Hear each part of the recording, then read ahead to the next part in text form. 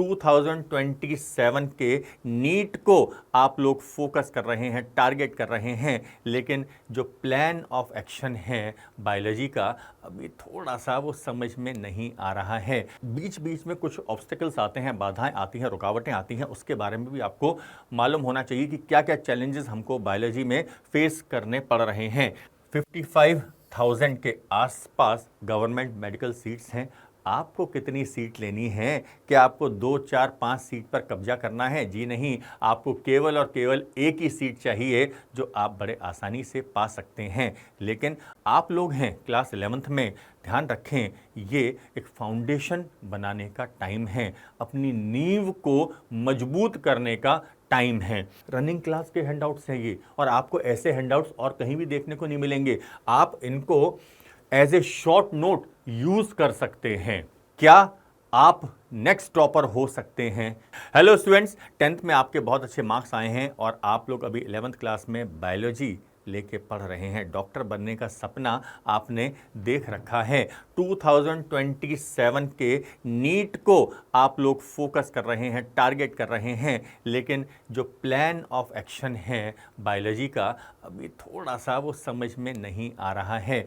आज हम लोग बात करेंगे इस प्लान ऑफ एक्शन में कि एनसीईआरटी को कैसे पढ़ना है, कितना पढ़ना है, क्या क्या पढ़ना है उसके अंदर, किस टाइप के क्वेश्चंस करने हैं हमको वहाँ पर, और कैसे हम लोग और अच्छे से बायोलॉजी पे फोकस करके और उसको मजबूत बना सकते हैं, स्ट्रॉन्ग बना सकते हैं। सी योर गोल, सक्सेस क्या है? सी योर गोल, आपको अपना गोल एकदम क्लियर दिखना चाहिए। अंडरस्टैंड द ऑब्स्टेकल्स, बीच बीच में कुछ ऑब्स्टेकल्स आते हैं, बाधाएं आती हैं, रुकावटें आती हैं, उसके बारे में भी आपको मालूम होना चाहिए कि क्या क्या चैलेंजेस हमको बायोलॉजी में फेस करने पड़ रहे हैं। Create a positive mental picture, clear your mind of self doubt. लेकिन आपको ध्यान रखना है कि हमेशा हमेशा हमेशा पॉजिटिव बने रहना है। एम्ब्रेस द चैलेंज, चैलेंजेस को आपको एक्सेप्ट करना है। स्टे ऑन ट्रैक, आपको एकदम अपने लक्ष्य पर निगाहें जमाए रखनी है और आपको ट्रैक पर फोकस करना है। Show the world you can do it. Now आइए, क्या आप लोग जानते हैं कि हर साल लगभग 24 लाख स्टूडेंट नीट का एग्ज़ाम देते हैं, लेकिन 55,000 के आसपास गवर्नमेंट मेडिकल सीट्स हैं। आपको कितनी सीट लेनी है? क्या आपको 2, 4, 5 सीट पर कब्जा करना है? जी नहीं, आपको केवल और केवल एक ही सीट चाहिए जो आप बड़े आसानी से पा सकते हैं। लेकिन आपको थोड़ा सा कॉन्सेंट्रेट करना पड़ेगा ज़्यादा से ज़्यादा बायोलॉजी पर। बायोलॉजी पर क्यों आपको ज़्यादा कॉन्सेंट्रेट करना पड़ेगा? क्योंकि बायोलॉजी जो है वो 50% वेटेज होल्ड करती है। आप लोग जानते हैं कि फिजिक्स के जो क्वेश्चंस आते हैं ये आते हैं नीट में 45, केमिस्ट्री के जो क्वेश्चंस आते हैं नीट के अंदर ये भी आते हैं 45, लेकिन बायोलॉजी के जो क्वेश्चंस हैं अगर हम लोग बात करें तो ये क्वेश्चंस हैं इन दोनों के डबल, और ये है 90 मार्क्स की बायोलॉजी है। यानी कि 90 मल्टीप्लाई बाय 4 यानी कि 360 मार्क्स की बायोलॉजी है। अब इस बायोलॉजी में नीट की बात करें हम लोग तो एनसीईआरटी किसी ब्रह्मास्त्र से कम नहीं है। अब क्यों कम नहीं है? क्योंकि most of the questions are coming directly from NCERT. ज़्यादा से ज़्यादा क्वेश्चंस जो होते हैं वो नीट के अंदर एनसीईआरटी बेस्ड होते हैं। एनसीईआरटी के अंदर जो थ्योरी है, इसमें जो समरी है, इसके जो पीछे क्वेश्चंस दिए हुए हैं, उन्हीं के आसपास क्वेश्चन घुमाए जाते हैं। तो आपका जो प्लान है वो एनसीईआरटी पर मास्टरी करने का होना चाहिए, और साथ साथ आप लोग एमसीक्यू की प्रैक्टिस करते रहें और बार बार एनसीईआरटी को पढ़ते रहें। रिवीजन मल्टीपल टाइम्स आपको करना है। 11th क्लास की बात करें तो आपको कॉन्सेप्ट अंडरस्टैंड करने हैं और साथ में बिल्ड करने हैं। थ्योरी का रिवीजन आपको बहुत अच्छे से करना है। हाई क्वालिटी प्रैक्टिस क्वेश्चंस आपको करने हैं। इंप्रूवमेंट नोटबुक आपको मेंटेन करनी है। अभी इंप्रूवमेंट नोटबुक क्या है कि आपने एक हफ्ते पढ़ाई करी और वीकली एनालिसिस किया और आपने ये देखा भाई मेरे इस सब टॉपिक के क्वेश्चन ज़्यादा गलत हो रहे हैं, आपने उस नोटबुक में लिख लिया और उसी सब टॉपिक को आपको बार बार पढ़ना है जब तक उसके सारे क्वेश्चन सही नहीं हो जाएं। ये है इम्प्रूवमेंट बुक, ये आपको मेंटेन करनी ही करनी है। हम बात कर रहे हैं क्लास 11th की। आप लोग हैं क्लास 11th में, ध्यान रखें ये एक फाउंडेशन बनाने का टाइम है, अपनी नींव को मजबूत करने का टाइम है। आपको कॉन्सेप्ट बिल्ड करने हैं और एनसीईआरटी की मल्टीपल रीडिंग आपको करनी है। जैसा कि आप लोग जानते हैं, जब कोई एक बिल्डिंग बनती है तो उसकी जितनी ज़्यादा नींव मजबूत होगी, फाउंडेशन जितनी ज़्यादा अच्छी होगी, उतनी ही बिल्डिंग के ऊपर कितने ही माले आप खड़े करते जाएं, कोई प्रॉब्लम होने वाली नहीं है। ऐसे ही क्योंकि आपका 11th क्लास ये फाउंडेशन फेज़ है, तो आपको एनसीईआरटी मल्टीपल टाइम पढ़नी है। और एनसीईआरटी की सिर्फ थ्योरी ही नहीं पढ़नी है आपको। आप सोचें कि सिर्फ थ्योरी से काम हो जाएगा, नहीं। एनसीईआरटी की हर चैप्टर के बाद में जो समरी दी हुई है वो भी आपको पढ़नी है। इसके अलावा जो एक्सरसाइज में जो क्वेश्चंस दिए हुए हैं एनसीईआरटी के अंदर, ये भी आपको सॉल्व करने हैं, तब जाकर आपकी एनसीईआरटी की रीडिंग कंप्लीट होगी। किन किन एरियाज पर आपको फोकस करना है, जैसा कि मैं बार बार बोल चुका हूं, एनसीईआरटी और एनसीईआरटी। एनसीईआरटी जो है क्लास 11th की, वो आपको लाइन बाय लाइन रीड करनी है। दिल और दिमाग में, यानी कि अपने इस ब्रेन में, अपने मन मस्तिष्क पटल पर एनसीईआरटी की हर एक लाइन अंकित हो जानी चाहिए। Highlight important terms, diagrams and examples. जितने भी डायग्राम्स हैं उन डायग्राम्स को आप बार बार आप लोग बनाइए और एग्जाम्पल्स को लिख लिख के आपको लर्न करना है।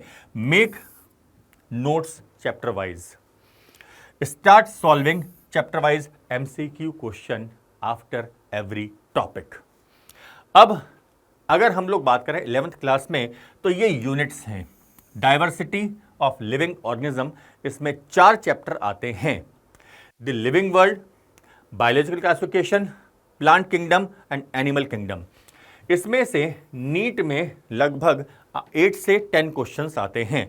अब ये जो 4 चैप्टर हैं, इनमें एग्जाम्पल्स बहुत ज़्यादा हैं। ध्यान रखने वाली बात यह है कि इन चैप्टर्स के अंदर एग्जाम्पल्स बहुत सारे हैं। तो आपको केवल और केवल एनसीईआरटी के एग्जाम्पल्स पर फोकस करना है, वही आपको याद करने हैं। Structural organisation in animals and plants, इसमें से लगभग 7 और 8 क्वेश्चंस आते हैं। इसमें भी 3 चैप्टर आते हैं। अब ये 3 चैप्टर कौन कौन से हैं? Morphology of flowering plant, anatomy of flowering plant and structural organisation in animals. अब स्ट्रक्चरल ऑर्गेनाइजेशन एनिमल्स में से एनसीईआरटी में एनिमल टिश्यू हटा दिया गया है। ध्यान रखने वाली बात यह है कि एनसीईआरटी ने एनिमल टिश्यू को हटा दिया गया है, लेकिन जब तक आप एनिमल टिश्यू बहुत अच्छे से नहीं पढ़ेंगे तब तक आप इस यूनिट को नहीं समझ सकते हैं। और ये यूनिट कौन सी है? Human physiology. ये यूनिट है कौन सी? Human physiology. तो आप जहाँ कहीं भी पढ़ रहे हो वहाँ पर एनिमल टिश्यू आपको पढ़ाया जा रहा है, तो आपको बहुत अच्छे से उसको फोकस करना है। Now cell structure and function, इसमें से लगभग 8 से 10 क्वेश्चंस आते हैं और इसमें 3 चैप्टर आते हैं। Cell the unit of life, biomolecule and cell cycle, cell division. Plant physiology, ये जो पूरी यूनिट है इसमें 3 चैप्टर आते हैं। Photosynthesis in higher plants, respiration in plants and plant growth and development, और साथ में ह्यूमन फिजियोलॉजी, इसके अंदर आता है breathing and exchange of gases, body fluids and circulation, locomotion and movement, excretory products and their elimination, neural control and coordination and chemical control and coordination, endocrine system जिसे कहा जाता है। अब ये दोनों जो यूनिट्स हैं इनमें काफ़ी सारे कॉन्सेप्ट हैं, इनके अंदर काफ़ी सारे कॉन्सेप्ट्स हैं। जनरली स्टूडेंट्स का ये मानना है और बाहर भी ये परसेप्शन है कि बायोलॉजी तो रटने वाला सब्जेक्ट है, इसको बस रटते जाओ, लेकिन नहीं, यहाँ पर कॉन्सेप्ट काफ़ी सारे हैं, यहाँ पर भी कॉन्सेप्ट काफ़ी सारे हैं। तो आपको 11th क्लास में इन कॉन्सेप्ट को बिल्ड करना है। अब बात ये आती है कि रिसोर्सेज क्या होने चाहिए। रिसोर्सेज सबसे पहले आपके पास में एनसीईआरटी होनी चाहिए क्लास 11th की बायोलॉजी की। इसके अलावा एलन का लिटरेचर बहुत शानदार लिटरेचर है, बहुत शानदार मॉड्यूल हैं, बिगनर बॉक्स हैं, एक्सरसाइज हैं इसके अंदर। एलन क्यों, एलन की लेगेसी क्या है, यहाँ पर है largest pool of experience faculties, research and development department बड़ा शानदार है। इसके अलावा डेडिकेटेड सपोर्ट टीम आपको एलन में मिलेगी। आप यहाँ पर देख रहे हैं, आपको पढ़ने का मौका मिलेगा एलन की कोटा की टॉप मोस्ट फैकल्टी से।